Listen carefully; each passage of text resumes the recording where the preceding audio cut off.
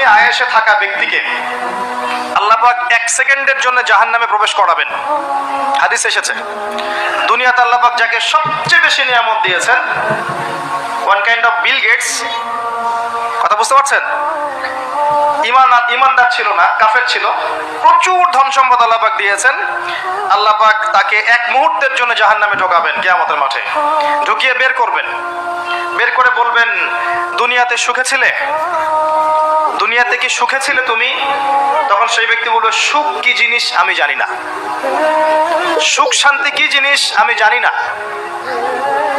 1 সেকেন্ডে। এরপরে পৃথিবীতে সবচেয়ে কষ্টে যে ব্যক্তি ছিল, ধরে নেন আজকে সিরিয়ার মাজলুমদের মতো কেউ, বা প্যালেস্টাইনের মাজলুমদের মতো কেউ, বা আপনাদের এখানেও অনেক মাজলুম আছেন, পৃথিবীর বিভিন্ন জায়গায় এখন মাজলুমদের সংখ্যাই বেশি।